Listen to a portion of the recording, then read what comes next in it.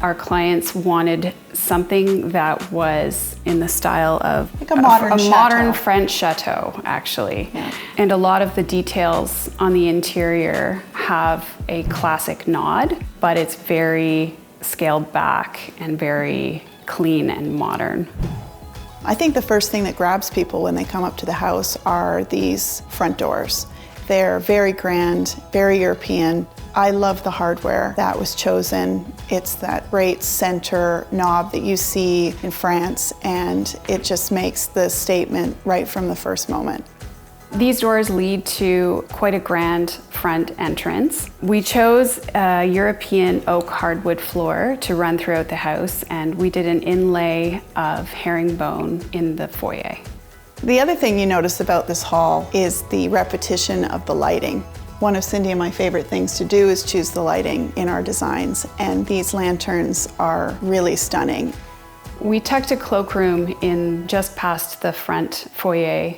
We made it this special room by adding the glass on the outside doors and having the reflection of the antique glass on the inside on the cabinets.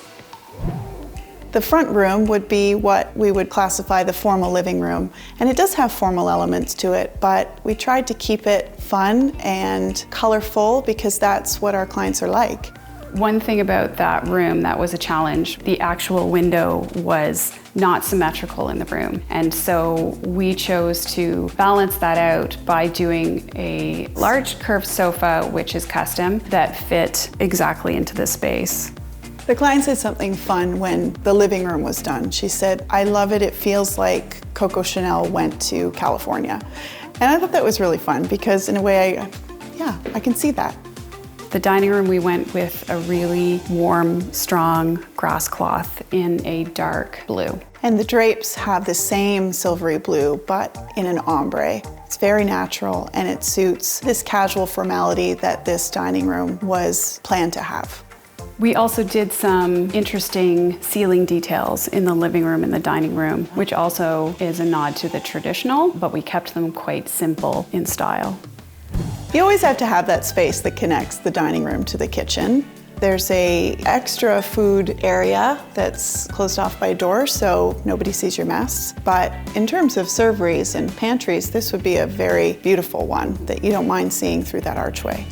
When it came to the kitchen design, the architecture of the house called for a lot of symmetry. We kept in mind the center line from the family room leading to the kitchen.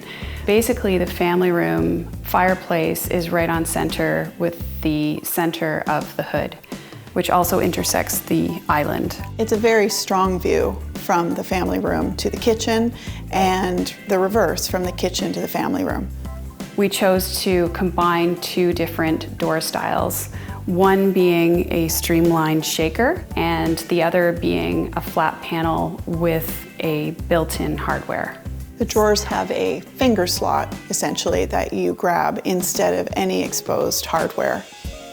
I love the hood, and I will take no credit for this hood. I'm sure it was all you, Cindy, but that marble on the hood, it's like a piece of art when you look in the kitchen, and being so strong right in dead center of this kitchen, it had to be. And then you have your classic pendants. These are a favorite of many, but they fit.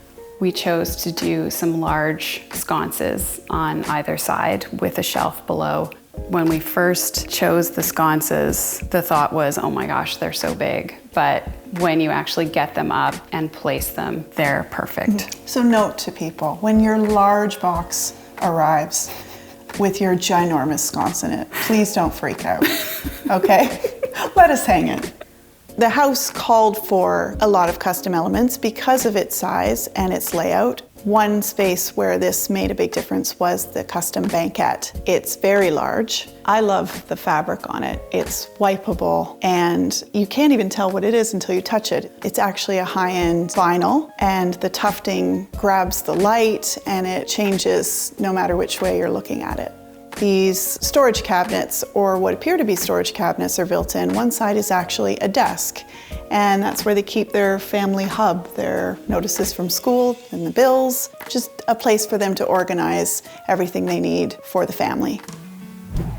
When designing this floor plan with furniture, The client had in her mind matching, almost dueling sofas on either side. And it spawned into dueling chairs and dueling ottomans and stools, but it allows for a lot of seating, a place to put your feet up and be comfortable. It also has a very unique fireplace surround with this Calacatta marble, which is one of our favorites, and the beautiful wood surround. It just adds warmth. It's not too formal, it's their casual space, but no matter where you look, there's something pretty to look at. When designing a home, lighting is always a top priority for us. The sconces and picture lights attached to the built-in allow for books to be illuminated. We also chose to go with quite a large statement central light within the space. It's funny, the husband said to us recently, I never really understood this light until now, and it was once everything was in the room.